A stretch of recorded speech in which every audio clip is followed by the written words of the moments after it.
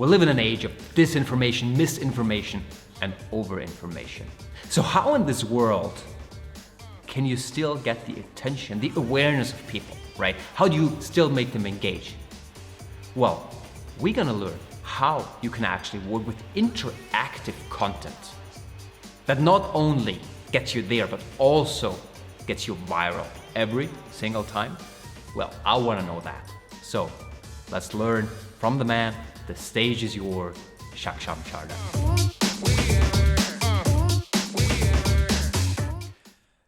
So let's begin by talking about what the information age is. So every age that mankind has been through has had its particular currency, by which I don't necessarily mean money. I mean the resource that was the most valuable and commonly accepted. We are currently living in the information age, and the currency of the information age is not land, as was the case in the feudal age. It's not resources, as was the case in the Bronze Age or the Iron Age. It's not even industry, as was the case in the industrial age in the 19th century. It's quite simply information, which is why virality is specifically a property of the information age, because the major preoccupation of the information age is between three key access points of knowledge, news, and technology. Now, I discussed this in more detail in my podcast with the co-founder of Wikipedia, Dr. Larry Sanger, who, by the way, has a PhD in philosophy and is really able to talk in great depth about the future of the information age, about the future the information age is headed towards. Now, at one point, he says that we are living in the late part of the information age, which is more like the misinformation age or the disinformation age. So what does this tell us? Because when I say virality is specifically a property of the information age, you have to understand it's because when something goes viral, it's not an industrial product. Instead, it is information about the product that goes viral. So no one actually says that the Apple iPhone went viral or the new James Bond movie went viral.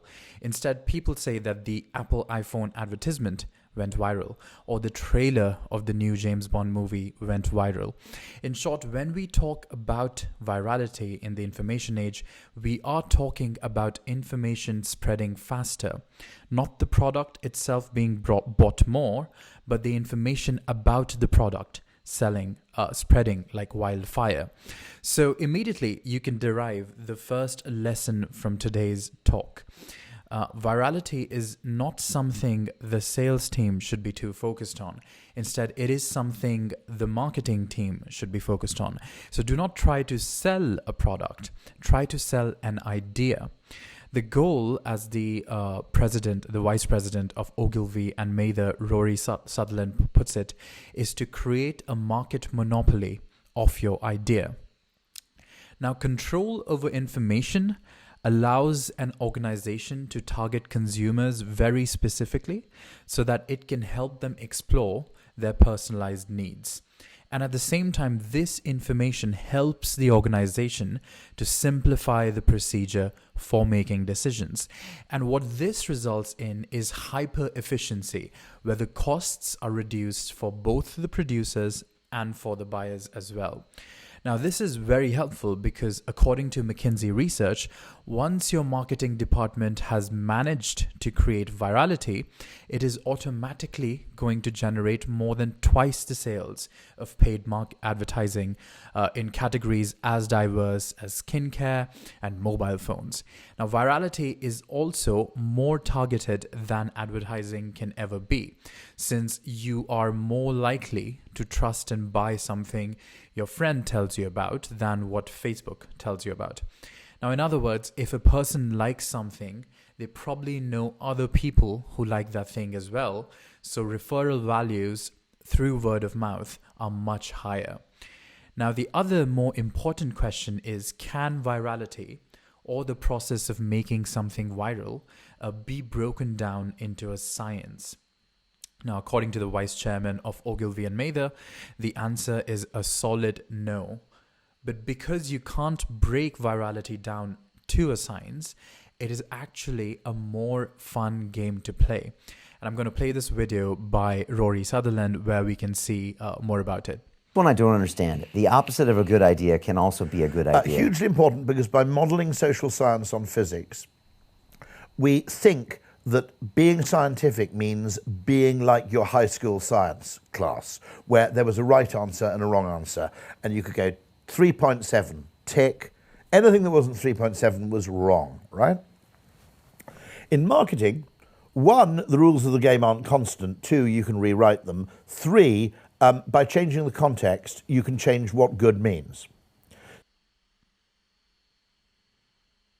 So in short, virality is not a science.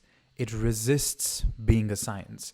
So in today's presentation, the key thing I can do is just show you how you can increase the chances of things going viral. But as Rory puts it, doing the opposite of what I show you can also lead to your content going viral, as long as you understand that what you have to do is play with the rules or fight these rules and not necessarily follow these rules. Now, first, let's begin with the 6 steps of virality that one of my favorite authors, Dr. Jonah Berger, talks about. Now, he's a marketing professor at Wharton School of Business at the University of Pennsylvania, as well as a recognized authority in the field who has consulted for Google and Microsoft, as well as authored several New York Times bestsellers about virality. Now, according to him, there are 6 steps that you need to keep in mind when you want to make something go viral. The first step is social currency. People talk about things that make them look like an insider, things that make them derive a sense of status by association. Like in the case of the Ice Bucket Challenge, which on its face is a fun challenge, but is also carrying scientific information about the ALS disease that, if you know about, makes you feel like an insider. Now, another example I can give you is something we at outgrow.co did when Netflix released The Queen's Gambit. We released an interactive applet experience called The Startup's Gambit, which would show you what kind of chess opening or chess sacrifice best captures your business's strategy. And this product went viral and ranked number 1 on multiple forums because it is deriving status by association with Netflix's show. It makes people look like insiders who are knowledgeable about the show or about chess. And that is the psychological instinct your content should be aiming towards. Now, the second step is triggers, which basically means top of the mind is tip of the tongue. Now, cues in the environment that trigger people to think about your product are essential. Now, famous examples is Cheerios associating itself with breakfast. So you think about Cheerios every morning. Corona beers have a complete ideological monopoly over beaches. When you think of a beach, you think of Corona. Same way Kit Kat associates itself with coffee breaks. And you must all have heard of Kit Kat's Have a Break, Have a Kit Kat, ad campaigns. Now, here's an example of a trigger we at Outgrow used to get on top of people's mind. Midway through the year 2020, the word 2020 itself became a trigger. Right, so we made this fun quiz that would show you which 2020 disaster you are, whether it's a hurricane, a locust swarm, a cyclone, wildfire, or a virus, you name it. All of them happened in 2020. And this again went viral on producthunt.com and Hacker News, which has, more than 6 million monthly viewers. And later it was picked up by Trend Hunter and Feedly and Flipboard and NetVibes. So what we did, basically, we used 2020 as a trigger to do a marketing campaign itself. Now, the third step is emotion. When we care, we share. Now, I think this Baked Beans Super Bowl ad from last year pretty much sums it up.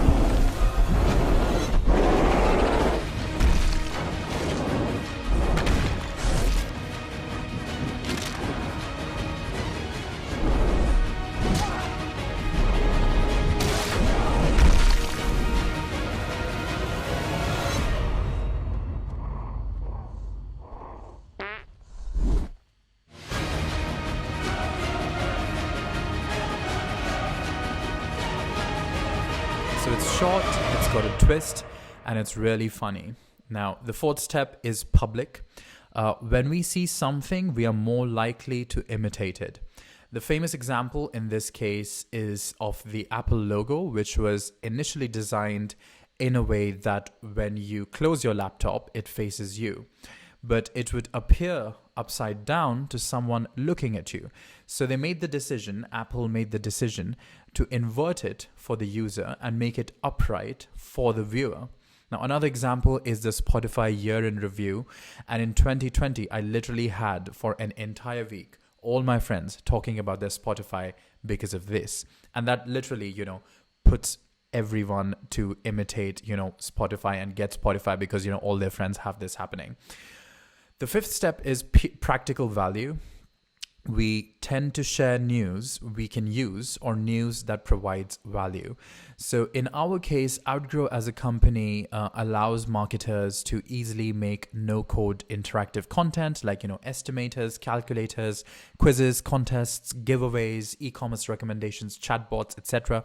So in order to advertise that, we made this simple estimator back in February that would show people their actual risk of dying from the coronavirus as compared to other diseases or as compared to dying in a car crash or in a shooting. So it's providing real value that was the need of the hour back then and was hence widely shared. Now, here's another estimator that one of our partners made that shows people how easily they can retire if they relocated to another country. And here's an e-commerce recommendation quiz that Sephora made that allowed people to pick which lipstick suits them the best. Now, the key thing that's happening in this case is that you are meeting your client halfway by making a decision process easier for them. And that's another hallmark of the information age, that not only is there too much information everywhere, there are also too many products people have to choose from, which leads to decision fatigue and choice paralysis. And one of the ways to beat this is by making choosing easier for users. So like when you walk into a sunglasses store, there is usually a shop assistant who is able to tell you based on your face shape, your eye color, your nose shape, your hairstyle, etc., which sunglasses you should wear. And the sixth point is stories. All stories are Trojan horses. They carry valuable information inside. Now let's juxtapose this with the type of people who share. Now, this is based on a New York Times study. And the first type of people are altruists. Now, altruists are helpful, reliable, and thoughtful. Many altruists stay connected with email and pass along information in attachments and links. An example of an altruist is someone who sends a relevant job posting to an out-of-work friend or a medical family member with health problems. The number two kind of sharer is a careerists. These are intelligent web users who have been quick to see the immense value of social networking.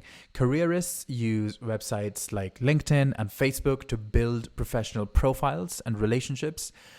Some careerists find online work, such as contractual projects, and can forget about setting the alarm clock, working independently at their convenience.